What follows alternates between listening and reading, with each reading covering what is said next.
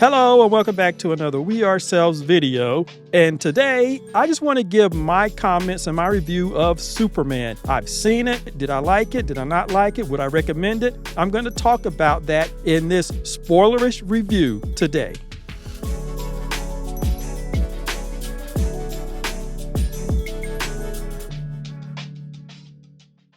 As I said, I went to see Superman.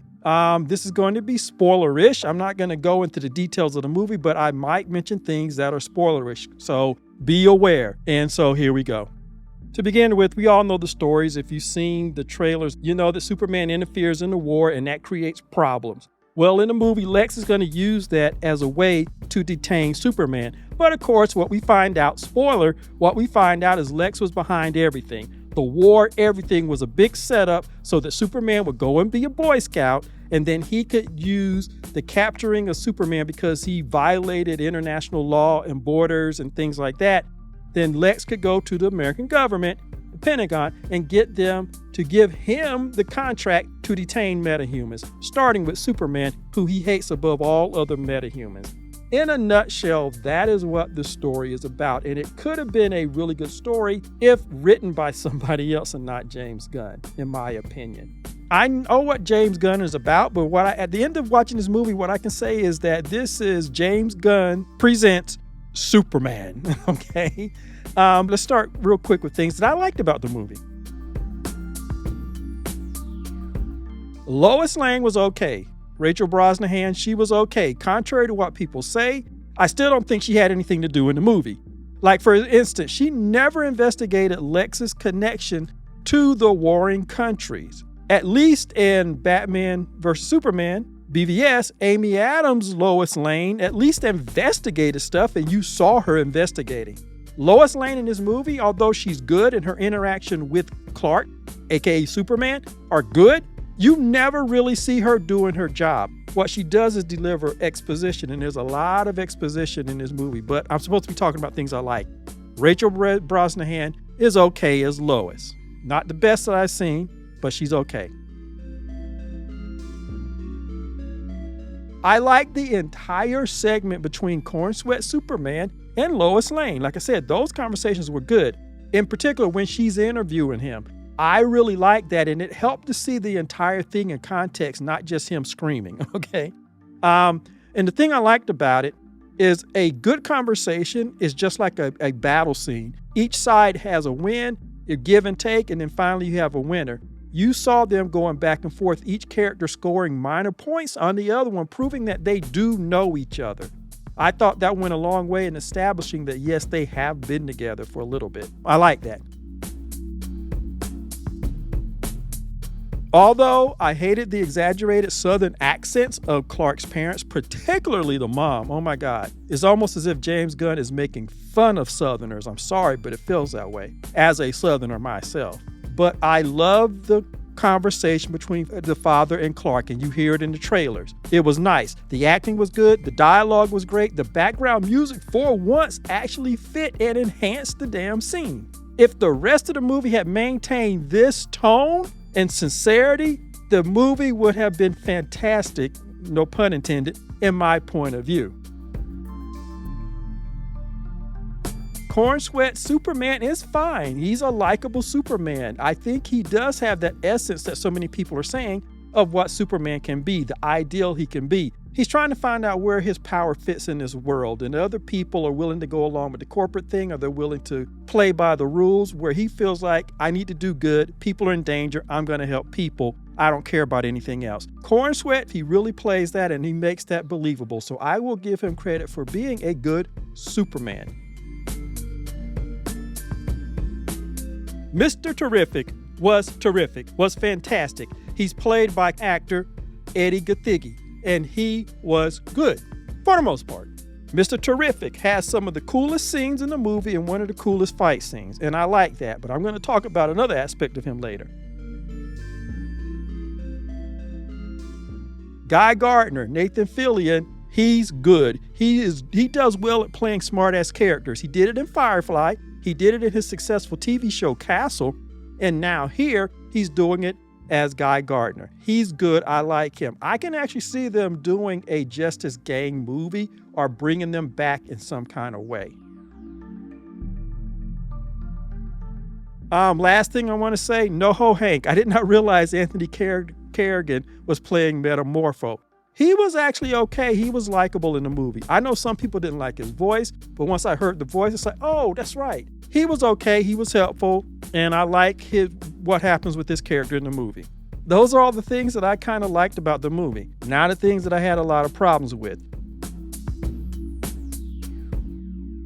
The tone was all over the place. As I said, this is a James Gunn presents Superman. And if they had managed to keep that sincerity that you had between Clark and his father in that scene, the whole movie would have been good.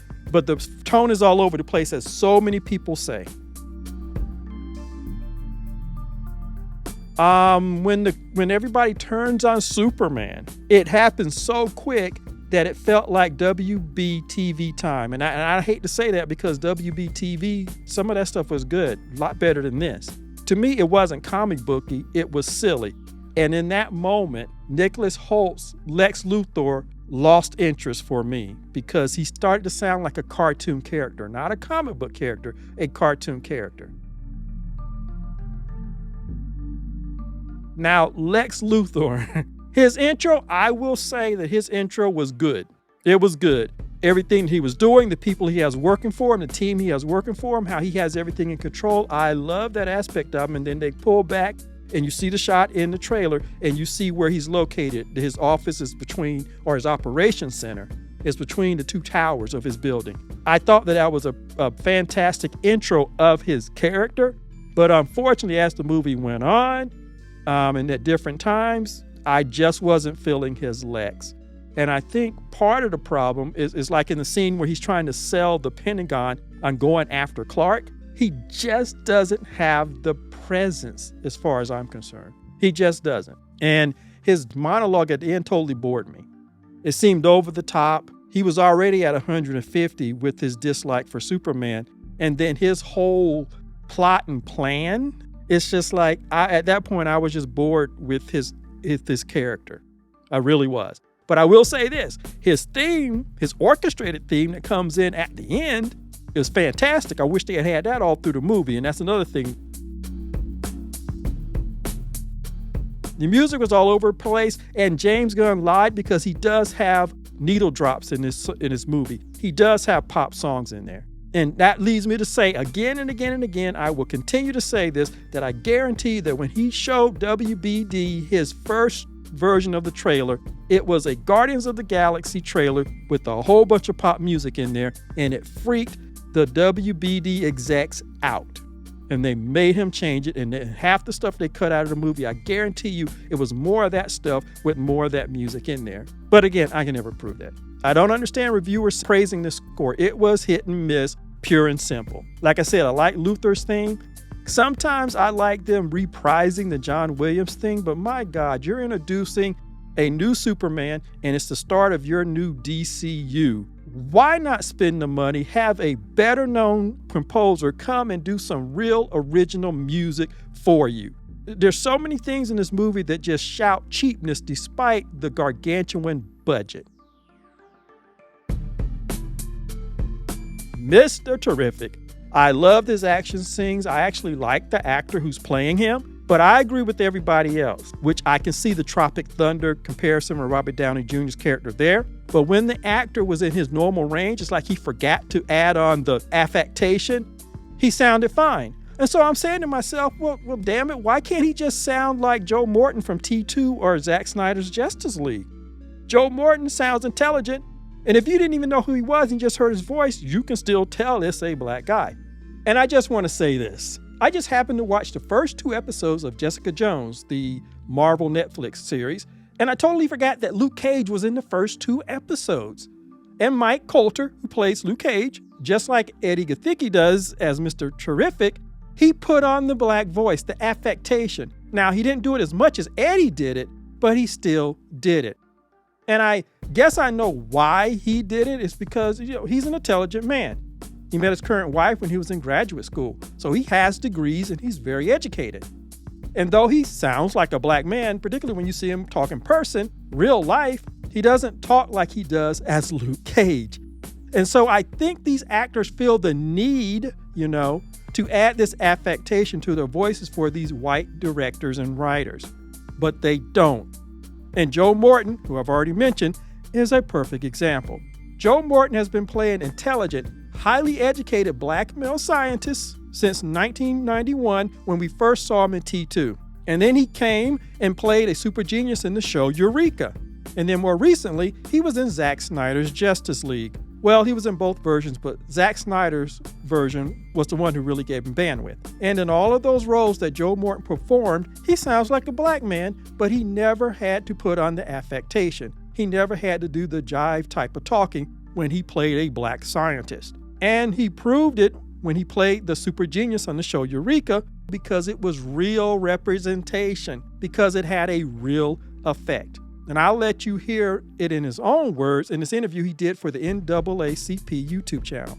I would get letters from parents, black parents, who were excited by the fact that here was a black man playing a scientist. And now these kids, these black children, wanted to be scientists. And I just thought that was just a wonderful thing. And so you see, Joe Morton never had to resort to using the voice in order to appease a white director or writer. He didn't have to do it. And so I wish Eddie, going into the future, would just use his more natural voice. He doesn't have to put on the affectation. You even have Mr. Terrific in the animated cartoons, and he doesn't put on that much of an affectation. So anyway, other than all of that, Mr. Terrific is good. He's fantastic. And he had a lot to do in this movie. So I would actually like to see a movie that focuses in more on him and the Justice Gang, particularly since they have Soho Hank, Metamorpho on their team now. Sorry, spoiler, but whatever. The next thing is Lois flying Mr. Terrific's ship. It always looked silly and it always took out of the movie. And I'll say this, there are some people who are saying that the Daily Planet scenes were good. No, they weren't. None of them had anything to do because they just stand around talking in exposition. They're not investigating anything. Jimmy Olsen came close to investigating, but all that entailed him doing was calling his former girlfriend, Miss Tessmacher, and getting information from her. Like I said, Lois Lane, she didn't do anything close to what Amy Adams did in BVS when she actually was investigating the bullets that she found and proving that somebody else was behind the massacre and it wasn't Superman, it wasn't Clark Kent. This Lois didn't do anything, and her flying Mr. Terrific's ship, I'm tired of intelligent black men, these directors finding ways to dumb down their intelligence. There's no way in hell that she should have been able to fly his ship. They never even said that Lois can fly because you really don't get any background information on any of these characters except what they tell you in exposition.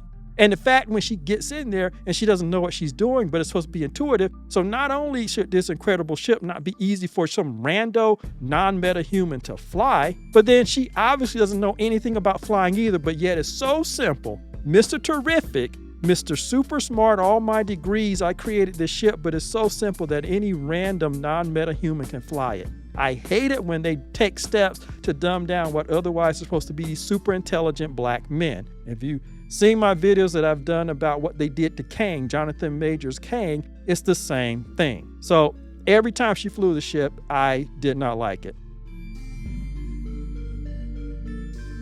I mean, probably the biggest disappointment for me is James Gunn went cheap on a lot of things.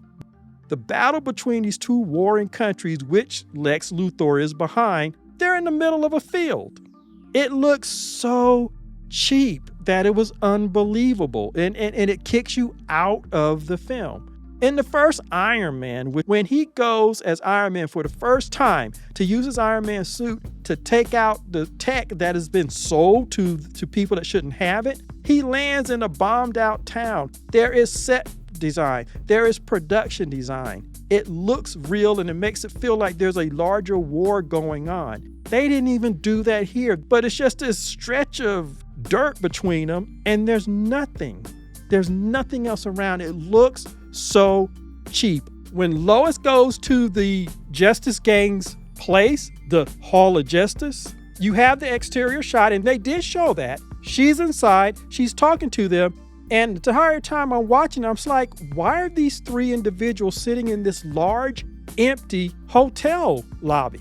Because that's what it looked like. It looked like a regular hotel lobby, and they're just lounging around in the furniture. And then when Lois leaves, I'm reminded that, oh no, wait a minute, they're in the Justice League or the Hall of Justice or whatever, and the exterior does not match the interior. It literally looks like he commandeered a hotel to film this scene. They are just lounging in the middle of an empty lobby.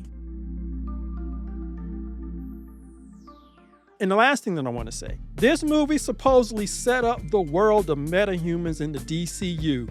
And I have to say, no, it didn't. There is so much that they did not say about the metahuman world. For one thing, how are they regulated? They've been around for 300 years since we're told in the title screen, but yet how are they regulated? Do they have the same rights? Do they have to register themselves? Obviously, there's a difference in the mind of regular Earth people that you have those that are born on Earth, and then you have Superman, who apparently they act like he's the only one who's come from outer space and who's an immigrant or a foreigner, but yet you have these other creatures. Lex has encountered creatures. They don't all look like they're Earthborn. So my thing is, what is the setup? Do they have to register? What is the American government doing? Lex is just proposing to them his Earth Force or Earth Defenders or whatever the hell he calls it, and he's using Superman's lawlessness, which he goaded him into doing as a way to sell the government on locking up metahumans, which is what real corporations do who are involved in the criminal justice and incarceration business. So that's timely, that mirrors something in the real world. I get that. But my thing is, he's just proposing it, but they've been around for 300 years. What are the rules and the norms for how regular human beings interact with metahumans? Guardians of the Galaxy, the first one, did a better job of establishing that universe. The Nova Corps, the villain, and the long history of their fighting each other, and then the Ravagers, and then all the other places. They did a better job, but that wasn't written by James Gunn. That was written by somebody else. Or the concept was conceived by somebody else. That's what you needed here. This world needed a real setup that told us more of the ins and outs of how metahumans have existed with human beings over the last 300 years, in which regular humans know of their existence. And this is one other thing that I just want to say before I close. James Gunn is on the record as saying that this movie would divide the fan base. So I find it ironic that one of the scenes that is universally liked, everybody who's seen the movie liked the scene between Paul Kent and Clark. And you see it in the trailer. They're sitting on the porch in front of the house. That scene is so good that when I was watching it in the movie theater, the thought actually went through my head, did James Gunn direct this? And it makes me wonder if James Gunn actually directed that scene and or edited that scene. Because like I said, the music was perfect. It fit. It accompanied the scene and it enhanced the emotionality and sincerity of the scene. Again, it really makes me wonder, did James Gunn edit that scene and direct that scene? So for me, overall, I would give it a 6 out of 10. I have no intentions of seeing it again. I definitely don't think it's one of the best Superman movies that's come out. And I'm not a Snyder bro, but I still say that Man of Steel was better. So 6 out of 10. That's what I feel about it. Like I said, if you're on the fence about it, you might as well save your money. Just wait for it to come out in streaming. If you're gung-ho to go see it and make your own opinion. But that's how I feel about it. It was hit and miss for me at the end of the day. So anyway, that's what I wanted to say. That's my Superman review. As always, like, subscribe, and share, and I will see you the next time.